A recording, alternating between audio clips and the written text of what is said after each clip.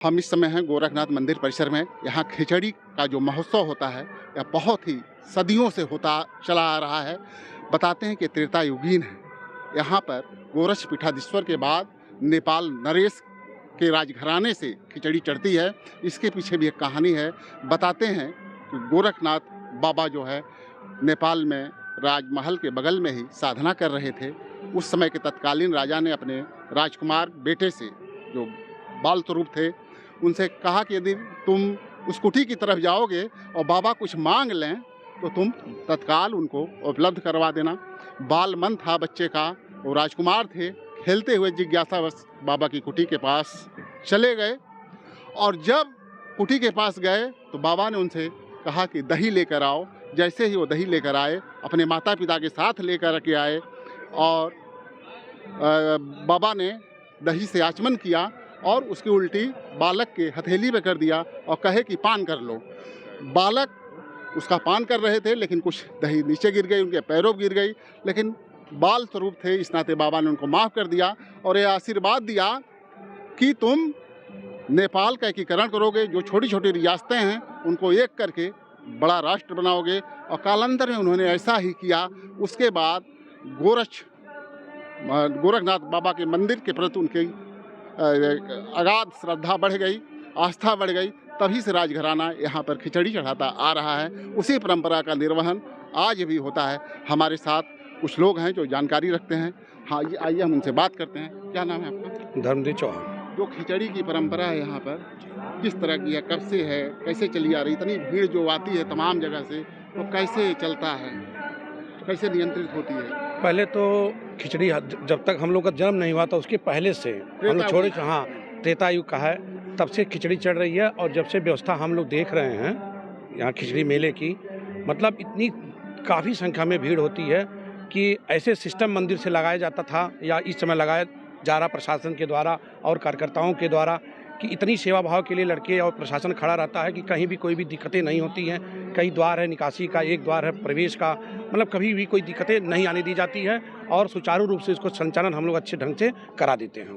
जैसे भीड़ तो बहुत सारी आती है, भीड़ तो बहुत आती है, तो कैसे नियंत्रित होता है? जो खिचड़ी बहुत सारी चढ़ती है उसका क्या उपयोग होता है? जब यहाँ पे जैसे हमारे यहाँ छात्रावास है, मंदिर में जो खिचड़ी चढ़ती है वही खिचड़ी हमारे जितने छात्र हैं, यहाँ के साधु संत हैं, भोजन उसी से पाते हैं। वो प्रसाद के रूप में हमेशा बनता रहता है। जो भी श्रद्धालु आते हैं और लोग आते हैं यहाँ ठहरते हैं, सबके लिए भोजन निरंतर चलता रहता है, उसी से सबको प्रसाद मिलता रहता है। बाबा गोरखनाथ की महिमा क्या है? जो उसी श्रद्धालु यहाँ आते हैं, कैसे वो मन्नत मांगते हैं, कैसे पूरी होती है, क्या आस्था है, इसके विषय में कुछ बताएं। बाबा जो है बहुत ही मतलब महान व्यक्ति थे। वो उनके शिव के अवतार थे, शिव के अवतार माना जाता था। उनका जो मतलब आज की विचार जो लोग जानते हैं या उनके पहले लोग जानते हैं, और इतना शक्तिशाली थे, जो कहते थे ज़्यादातर उनकी बातें सत्य होती थी और हमेशा लोग आते थे श्रद्धापूर्वक, उनको यहाँ रहते थे, प्रसाद खाते थे। मतलब बहुत ही दयालु भाव के थे और बहुत ही अच्छे व्यक्ति थे, इसलिए उनको भगवान के रूप में सभी लोग पूछते हैं। देखिए, हमारे साथ अतुल सर्राफ भी जी जुड़ गए हैं। मंदिर के प्रति आप लोगों की पीढ़ियों से आस्था रही है। खिचड़ी मेले के विषय में बताइए। खिचड़ी मेला किस तरह से मतलब यहाँ पर आयोजित होता है, कैसे लोग दूर दूर से आते हैं, आप लोगों की आस्था कैसे जुड़ी रही? बड़े महंत जी के साथ भी आप लोग जुड़े रहे, क्या रहा पूरा? पहली बात कि मंदिर से आस्था हम लोगों की अभी की नहीं है, पीढ़ियों से रहा है और आस्था होनी भी चाहिए, क्योंकि गोरखनाथ मंदिर का एक बहुत बड़ा महत्व है। गोरखपुर की पहचान बाबा गोरक्षनाथ से है और निश्चय ही इसके प्रभाव से जो यहाँ की उन्नति है, तरक्की है, वो सब होता रहा है। हम लोग अपने आप को सुरक्षित महसूस करते हैं और गोरक्षनाथ का तो प्रभाव पूरे विश्व में है और मान्यता बहुत जगह है, बहुत लोग आते हैं, आस्था है। खिचड़ी एक आस्था का स्वरूप है कि लोग अपनी आस्था दिखाते हैं, उसमें चावल और खिचड़ी चढ़ाते हैं।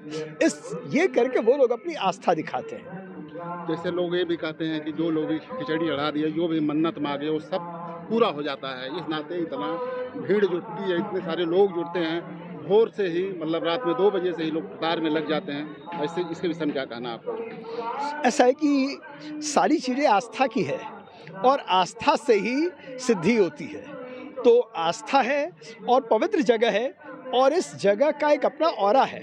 तो यहाँ पर आने के बाद तो मनोकामना पूरी होनी ही होनी। देखिए, आपका कहना है कि यहाँ जो भी आएगा उसकी मनोकामना निश्चित रूप से पूरी होगी। हमारे साथ अनूप सराफ जी भी हैं। मंदिर के विषय में, खिचड़ी महोत्सव के विषय में क्या मतलब आपका कहना, क्या मान्यता है आपकी? यहाँ पे लाखों की भीड़ इकट्ठा होती है और खिचड़ी चढ़ाने के लिए, और यहाँ पे विशेष व्यवस्था आप देख सकते हैं जिस हिसाब से बैरिकेडिंग की गई है कि लोग बड़े सुचारू ढंग से दर्शन कर सकें और खिचड़ी चढ़ा सकें।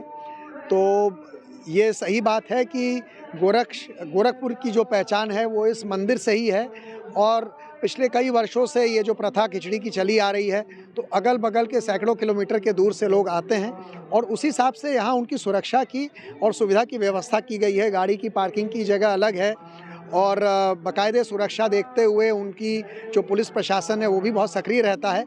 तो सब लोग बहुत ही प्रेम से और शांति से इसका दर्शन कर पाते हैं। देखिए, आपका कहना है कि सुरक्षा की बहुत ही पुख्ता व्यवस्था यहाँ पर रहती है, और आप लोग देख भी सकते हैं कि हर जगह चप्पे चप्पे पर पुलिस तैनात है और सारी व्यवस्था दुरुस्त की गई है। और हमारे साथ क्या नाम है आपका? रणंजय सिंह जुगनू। जैसे ये कब से, भोर में कब से शुरू होता है? देखिए, ये सबसे पहले खिचड़ी जो है वो महाराज जी जो गोरक्षपीठाधीश्वर हैं वो चढ़ाते हैं। उसके बाद नेपाल नरेश की जो खिचड़ी आती है वो चढ़ती है। उसके बाद आम भक्तों के लिए नेपाल नरेश से जो खिचड़ी आती है तो उसमें भी चावल दाल ही आता है, कुछ और वस्तुएं आती हैं वहाँ नहीं, से? चावल दाल, और चूंकि वहाँ पे कुछ उपहार भी रहता है, और वो सबसे पहले यहाँ पे चढ़ा के, जैसे महाराज जी जब शुरू करते हैं, गोरक्षपीठाधीश्वर जब पहली खिचड़ी चढ़ा लेते हैं उसके बाद उनका चढ़ता है, और वहीं से फिर खिचड़ी, उसके बाद आम जनता के लिए पट खोल दिया जाता है।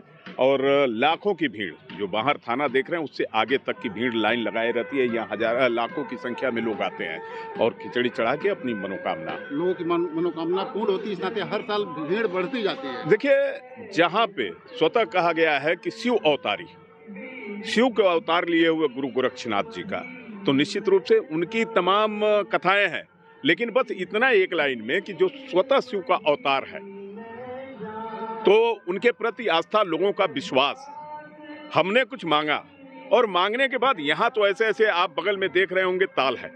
इस ताल में, इस ठंडक में सुबह 3 बजे अगर कोई नहा के 1 बजे रात को, 12 बजे रात को, 2 बजे रात को, और नहा के और नंगे केवल नीचे तौलिया लपेट के और मनौती के बाद दर्शन करता है, तो कहीं ना कहीं उसकी मनोकामना पूर्ण हुई। लोग उसको देख के अपनी के भविष्य में हमारे साथ ये हो, एक आस्था और एक विश्वास के साथ साथ ये है कि हमारी मनोकामनाएं, हम अगर दिल से कुछ भी मांगते हैं, ये गोरखपुर के लोगों का ही नहीं, ये अन्य पूर्वांचल से लोग आते हैं, नेपाल से लोग आते हैं, पूरे भारत से लोग आते हैं, और कहीं ना कहीं एक विश्वास का, जैसे आप हमारे पहले सराफ जी बोल रहे थे कि ये विश्वास का और प्रतीक का त्यौहार है। और निश्चित रूप से जब हमने इस चीज को अपने मन में माना कि ये हमारा कार्य पूर्ण हो, चूंकि मानव जो होता है कहीं ना कहीं उसके अंदर एक स्वार्थ होता है कि हम मनौती मानते हैं, हाँ। लेकिन मनौती पूर्ण होने के बाद एक विश्वास के साथ यहाँ दर्शन करने लोग आते हैं। देखिए, आपका कहना है कि विश्वास के साथ लोग आते हैं दर्शन करने। एक परंपरा और यहाँ पर है, ये कहा जाता है कि त्रेता युग में बाबा गोरखनाथ गए थे कांगड़ा, हिमाचल प्रदेश में, माता ज्वाला देवी के यहाँ। तो माता जी ने उनको 56 भोग दिया था कि 56 भोग बेटा लो प्रसाद के रूप में। तो गोरखनाथ बाबा ने कहा कि माँ, मैं तो योगी हूँ, 56 भोग ग्रहण नहीं कर सकता हूँ, आप यहाँ पे चूल्हा और अग्नि प्रज्वलित करिए, मैं भिक्षाटन करके खिचड़ी मांग के लाता हूँ और उसके बाद खिचड़ी बना के खाऊंगा। तो लोग बताते हैं, ये मान्यता है कि वो दीप चूल्हा प्रज्वलित हुआ और वो भिक्षाटन करते हुए इस गोरखपुर क्षेत्र में आ गए, और यहाँ पे पूरा वनाच्छादित था, वन प्रदेश था ये, और यहाँ पे धूनी रमा लिए इसी राप्ती तट के किनारे, और यहाँ पर भिक्षाटन करके वो भिक्षाटन किया और साधना में लीन हो गए।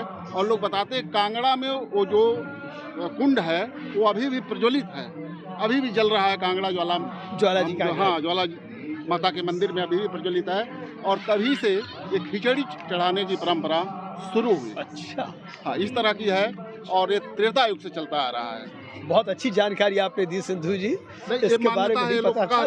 हाँ, नहीं, मान्यता है तो मान्यताओं के पीछे कहीं न कहीं कुछ सत्य होता है, क्योंकि वो आज भी दिख रहा है कि यहाँ पे धूनी जल रही है लगातार हजारों वर्ष से, ज्वाला जी में आज भी ज्योत है। इसका मतलब कि यह केवल कहानी नहीं है, वो साक्षात है, दिख रहा है।